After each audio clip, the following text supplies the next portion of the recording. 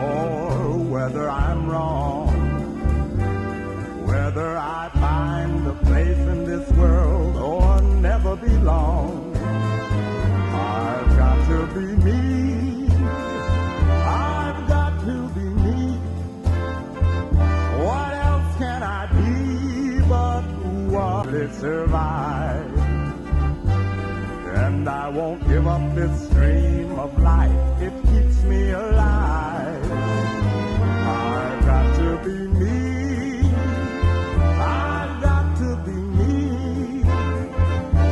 The dream that I see makes me what I am. That faraway prize, a world of success, is waiting for me if I'll heed the call. I won't settle down. Good evening. This is After the Revolution, a review of architecture's massive consequences.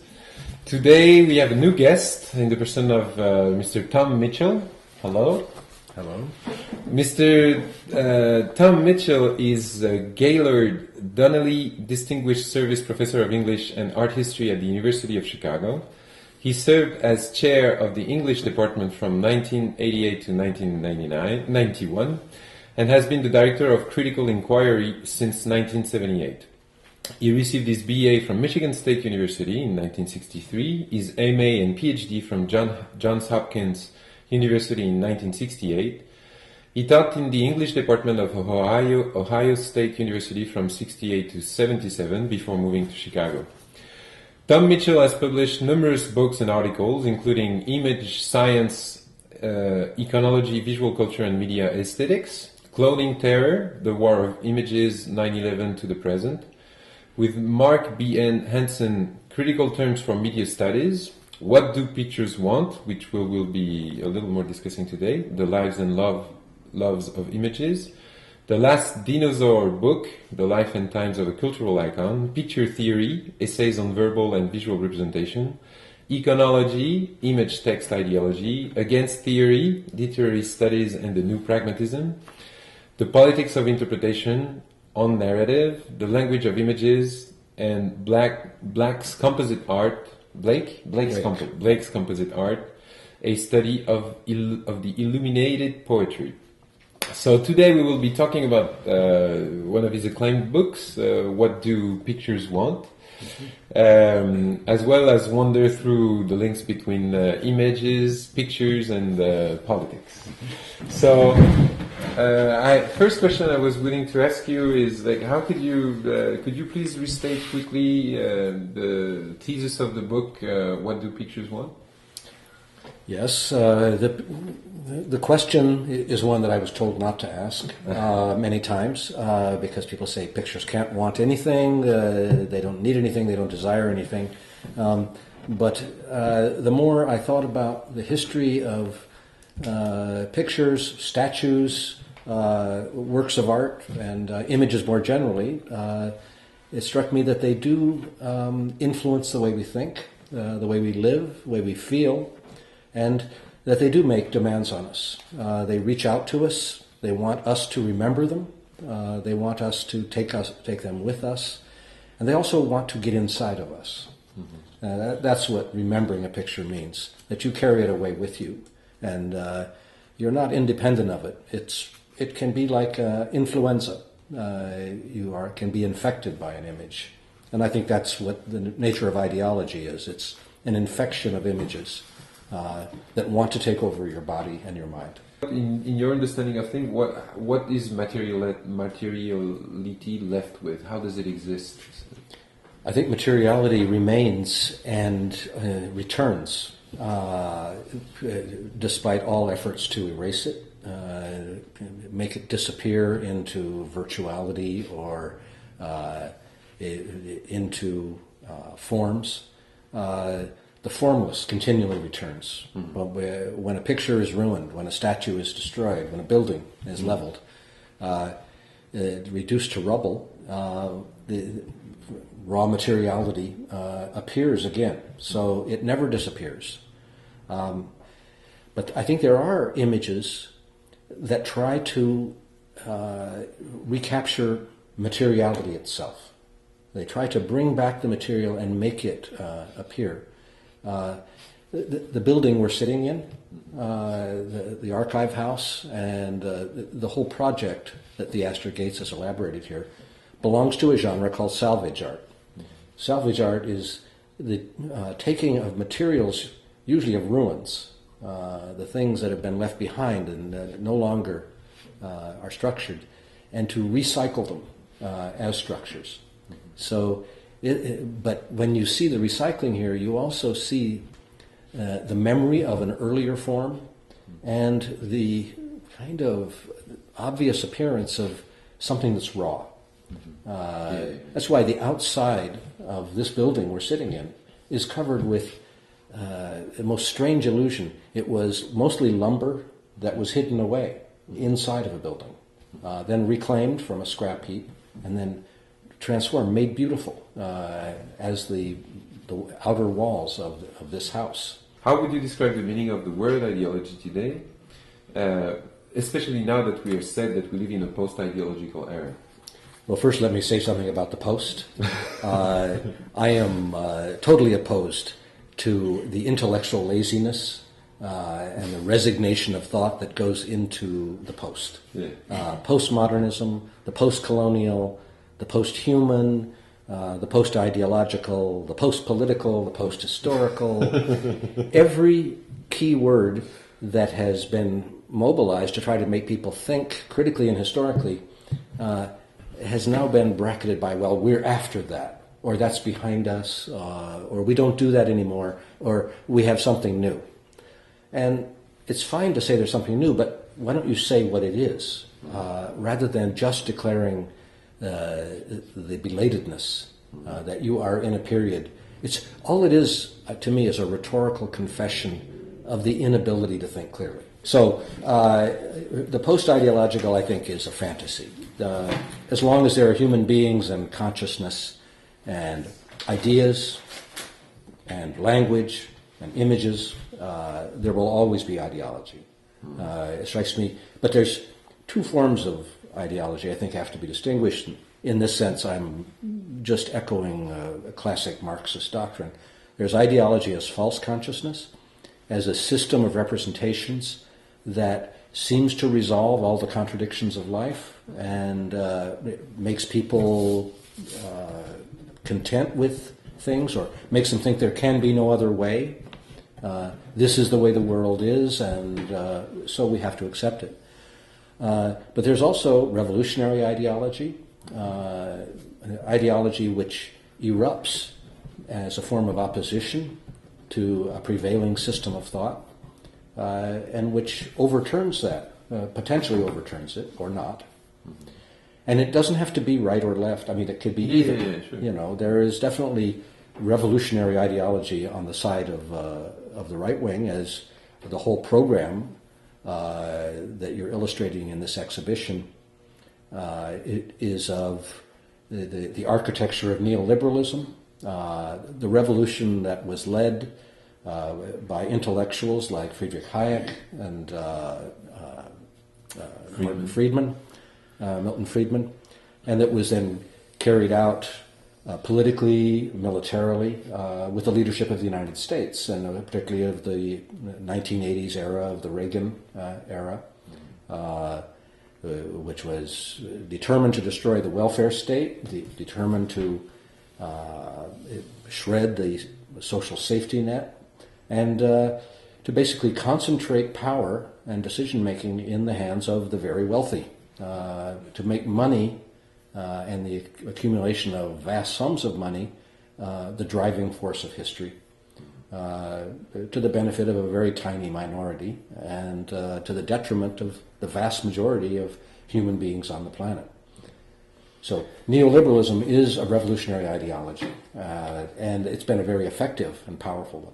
And I would say I'm interested in how you would respond to the contradictions that I have been opposed to, mainly the one being like So the first thing is when you talk to, or when I talk to people from social sciences, they will say, classes don't really exist. It's more complicated than this. Or this, and most of the time, there's no such a thing as a world order because this is much more messy. Or so how I have my own understanding of this, but how do you react to such critical statements? Well, the idea that classes don't exist is a fantasy, I think. But it's a very distinctive American fantasy. It was grounded in the idea that in the United States, all men are created equal, and that they have an equal right to vote, to pursue happiness. So there is a deep contradiction grounded in the whole American ideal. On the one hand, equality, which says there should not be any classes, and this nation is devoted to the idea of ending class conflict. The problem becomes when that utopian fantasy of a possible future that could be produced by certain kinds of political formations, it begins to be taken as the fact of the matter, as if we have already attained it. And the reality is there are deep class stratifications in this country. There's a permanent underclass. There's abject poverty. Millions of people live in poverty. We also have an immigrant class, people without papers who live in this country in a very precarious situation and do a lot of the work and pay a lot of the taxes, but do not enjoy any of the benefits of citizenship. So they can't vote. They are in constant fear of being discovered. Well, of course, it's always more complicated than anything you could say in 2 minutes. But no, it's not that much more complicated. You just have to look at the world and see what's around you. And there's a sentence by Bataille who says, thinking is only a game played within an ungraspable reality. So thinking is always a game played within an ungraspable reality. And I get the feeling that what I'm trying to work out with you is this idea of the articulation of our understanding of things and things per se. Mm-hmm. And one of them being, as an example, Donald Trump. Because it seems that he's well, it's a rather serious matter now. It's getting, as you were saying last time, I think this is not funny anymore.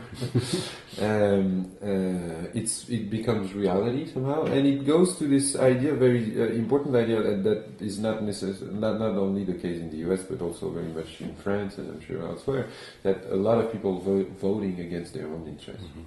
How does your understanding of image or picture or both can it be helpful to understand a bit of those mechanisms today? Yeah, I think the role of images, of stereotypes particularly, but also fantasies of what the good life is or what the good person is, those are essential components of ideology. And there's a cult, I think, in this country of the worship of wealth. This is why the leading candidates in the Republican Party right now are both non-politicians. They are chief executive officers. There is the figure of the CEO. And the CEO is somebody who can say, "You're fired." The CEO is somebody who can say, "We'll do it." It's a kind of Ayn Rand picture, and by the way, Ayn Rand thought the architect was the prototype of the decisive man, usually a man of action, who could bend reality to their will. Second component is religion. Donald Trump is he's openly contemptuous of religion. He talks about, I go to church once a week and I have my cracker. to a Catholic boy like myself, this is a sacrilegious remark. That's the body of Christ. This is a holy ritual. To him, it's a cracker.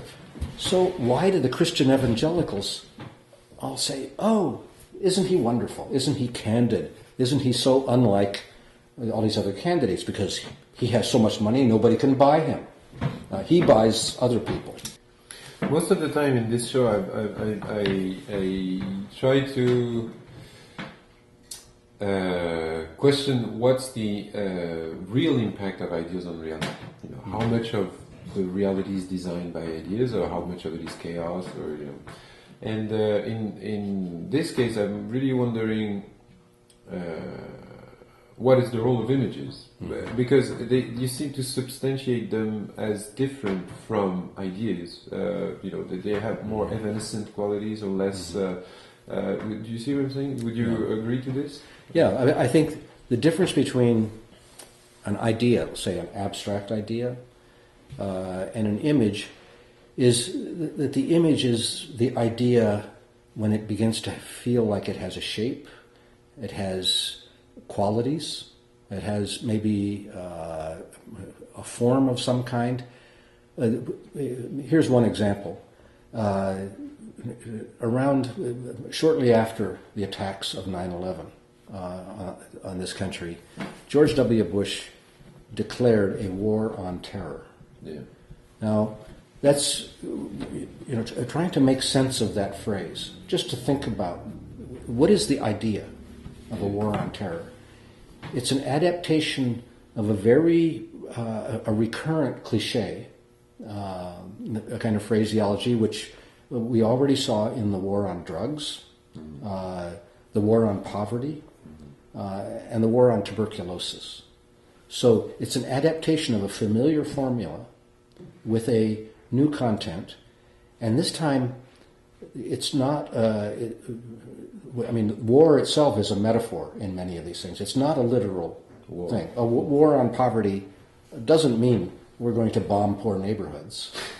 But, if you took it literally, that's what it would mean. Yeah. So, war on terror, it was immediately said, how can you make a war on terror? The phrase is nonsense. It's a kind of phantasm. And yet, it was extremely powerful. Because it mobilized first the whole idea that war is the answer. Whatever the enemy is, whatever the problem is, we have to, and even Jimmy Carter said, we have to have the moral equivalent of war. Total mobilization, all of our force going toward the destruction of a certain enemy. In this case, the enemy was abstract, or more precisely, it was the name of an emotion. We're going to defeat terror. Yeah. It's a completely incoherent notion. It's kind of mad, really. Yeah. And one thing about the American way of making war, which is quite different from Europe, but when Europeans talk about war, they always imagine it ending with some kind of negotiated diplomatic solution. The war will end, and peace will be made. There will be a treaty. And there will be a treaty. Americans don't think about that. They think total victory. It's like a football game. Annihilation. The enemy must be defeated. The enemy must surrender. And you saw this throughout the Bush administration's conduct of this ridiculous, hideous war. That we will be victorious. He even declared victory and got a photo op to demonstrate it on the deck of the aircraft carrier Lincoln, where he dressed up in a flight suit and paraded up and down as a jet pilot. Yeah, like for the Japan.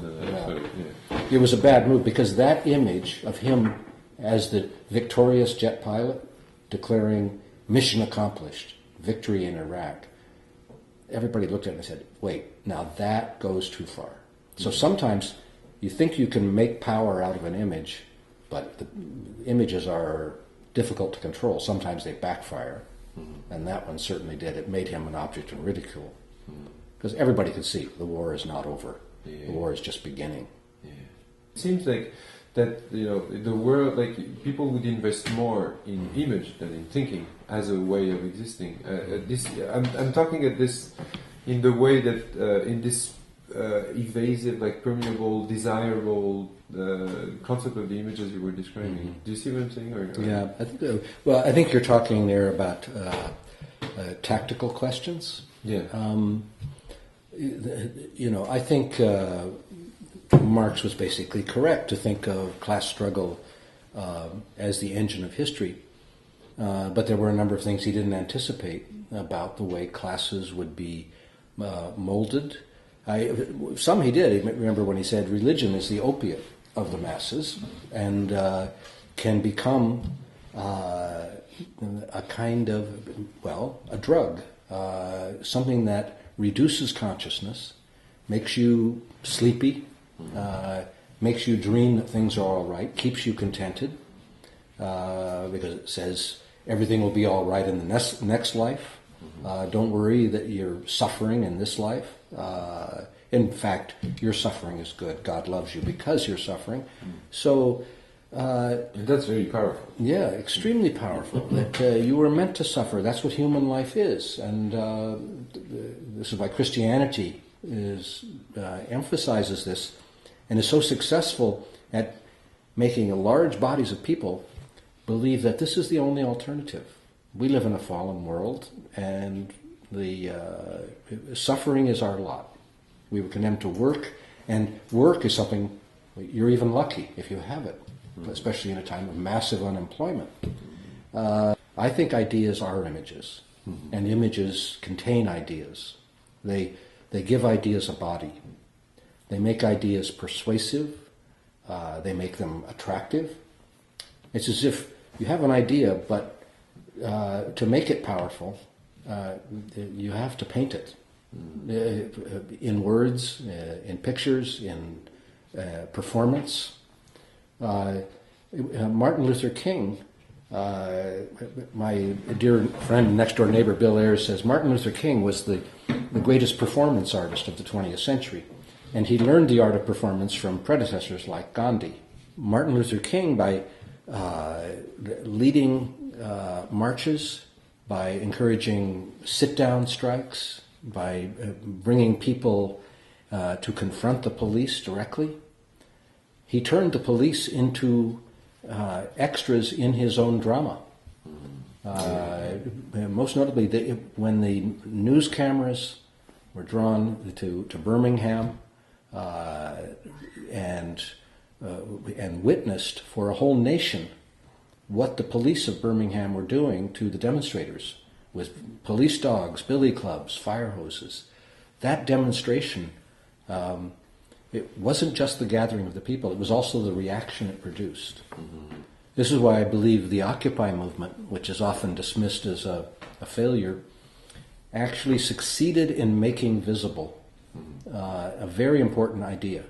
The idea that there should be, in a democratic country, a very unrestricted idea of public space and the rights of people to gather. It's the basic doctrine of the First Amendment. Congress shall make no law prohibiting the right of the people peacefully to assemble, to petition for redress of grievances. If I'm just trying to look at Donald Trump versus Bernie Sanders, right?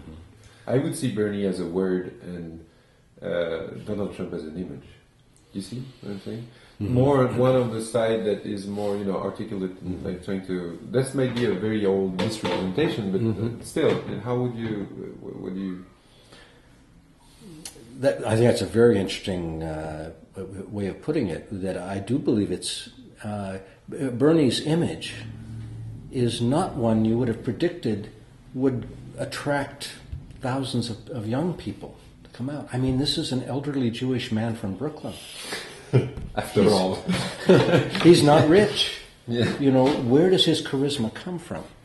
And I think it comes from his speech. That is, he is a man of words. And more importantly, it's very moral speech. He continually uses the word morality to try to bring it down from the realm of politics and policy, the realm of economics or sociology. And this is why I think he he doesn't even want to talk about what socialism means. Yeah. He's not very interested. He's not a policy wonk like Hillary Clinton. He's a moralist. And so he says this is a matter of right and wrong. This is common sense. Yeah. And the fact that he's like your grandfather is part of the magic. So the image isn't completely unimportant. That he's somebody who has nothing to gain. Trump is, most of his language is boasting. Yeah. You know, I can do it. I can get it done. Look what I've done. I've built tall buildings. And of course, architecture is a key part of Trump's image. Look at Chicago, the Trump Towers. His name emblazoned on enormous buildings. So he is like a living avatar of big money and big architecture as things to admire, monumental achievements. When people who says, well, look, he built Trump Towers, surely he can rebuild this nation. It's it's totally illogical, but you can see that there is a kind of strange logic in it. I always get the feeling that in the bottom-up structure, there's always this recognition of the up as something that is not challenged somehow in its own existence. That you would not come with an alternative to the up. You would be in dialogue with it. You would tell it, don't do this, don't do that. We will reunite. But whereas I think that in France there's still this hope that the top could be different. Like that we can come up with an alternative system. Mm-hmm. Well, that's very. That's really a complex question. I think, what would be the alternative to a hierarchy? The most obvious alternative in my mind is the idea of radical democracy and self-determination, collective determination and action. But I think those things can only be mobilized around ideas, ideals, and images that give them flesh. And that flesh has to be embodied in inevitably in individual pictures, scenes, bodies, events. I don't believe hierarchy is the enemy. I think the enemy is the fantasy, in this case, that you could simply tear down hierarchy and then everything would be fine. I think you're always going to have leaders and followers. And that when people organize, they organize around leading ideas and leading figures, persons, images, slogans, which become emotionally compelling. I think the notion of democracy without hierarchy is a fantasy itself. That it simply, and that's why syndicalist anarchism, which is my own kind of political view. It involves local hierarchy. Basically, it was Guy Debord who said the important thing is that the workers take over the factories. Okay, but what does that mean? The workers take over the factories? Well, it means the workers elect councils. Those are representative councils. But these are Soviets. Yeah. Soviets. And those councils designate a leader to speak for them. I think we can't get beyond the politics of representation. And that means the politics of images that are embodied in individuals and institutions. How can the system itself, be re-engineered, or do we have to accept this idea that it will always be as Mark would say, a struggle? It will always be a struggle, but I think the struggle has to produce a structure. That's what organizing means. Organizing doesn't mean just a mass assembles. This is why, in some sense,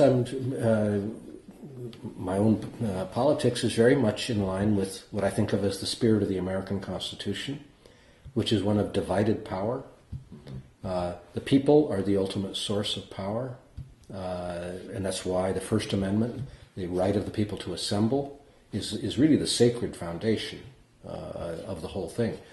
But in addition to that foundation, which is an architectural metaphor already, something has to be built on it. And the American Constitution, the framers of the Constitution were called framers because they conceived of government and the state as an architectural structure, but one which balanced contending powers. The judicial, the executive, and the legislative being differentiated in separate compartments, but the executive being, it's based on a picture architecture of human psychology itself. Mm-hmm. That part of what the human does is to deliberate, to think, to argue, to contend with words and images. Part is to judge, to say this is right, that's wrong, this is legal, that's not legal. And part is to enforce the law, to carry out when deliberation, the very word deliberation, which is the legislative responsibility, the word means deliberate. You notice it means a suspension of liberty. Mm-hmm. Not total liberty, but deliberation towards an end where you give up your liberty to a representative. Yeah. But so what's very interesting, and maybe to start wrapping it up, I think it seems to me, from what I understand, is that it all still relies in both an image and an architecture somehow. Like it's the image, an image of a body. The body being most of, as Vitruvius, the body is the image of the architecture. It's symmetrical, and so. Yeah. So, like political organization could be. Would you agree to say that it could be summed up in sort of a mixture of a structure and an image, or of an image of the body, or? Yes, it's a very old metaphor, the body politic. Yeah. The people as a mass comprising a unified body of some kind. It's even a military metaphor, the body of men approaching the host. They are kind of a collective body. But if they don't have a structure, if they don't achieve a form, then there's a sense in which I'm not against architecture per se. Mm-hmm. I'm against bad architecture, corrupt architecture, the architecture that forgets that it has to be supported from the ground up, and tries to produce an illusion that power is kind of sort of coming from above. So it has to do with the integration of the body, the feeling that the foundation is taken into account from the beginning and at the end as well. I think, for instance, I know he's very much criticized, especially in the US, but Badiou, Alain Badiou, was saying we need an idea. Yeah. He was in debate with Piketty, and they were saying, it seems that all of what we had as successes from the left, social security, welfare state, retirement, whatever, all of this, appears very much as a concession that was made by the fear of the Reds. Instead of losing it all, you would.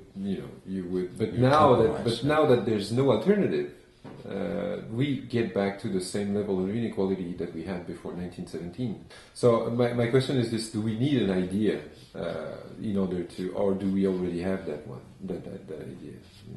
Well, I think we do need an idea, and we already have many. We have several. What we don't have is an idea that has taken on sufficient vividness, energy, clarity, to mobilize people. It's a question of getting the idea into focus as an image that gets to people's emotions. It also gets to their intellect. I do believe the image of society that was portrayed by the American Constitution, that architecture, was basically a healthy image. It was utopian. It has never been realized. So I agree with Obama's way of talking about the Constitution as an incomplete project. Mm-hmm. He always loves to quote the preamble to the American Constitution. We the people, in order to form a more perfect union, we are gathered to construct a constitution. Hannah Arendt also talks about this. There's a revolutionary moment, but then there's the constitution building moment, the architectural moment. And that moment is the one where something is made that endures, but is not complete. It's like an organism that's growing, or a project, a building project that is a work in progress. So Obama always loves to quote that in order to form a more perfect union. He says, the union is not perfect. The union is incomplete, imperfect. There are many things that are not completed about it. But the idea is there, and this is why I think he was elected, because he reminded people what the fundamental idea was.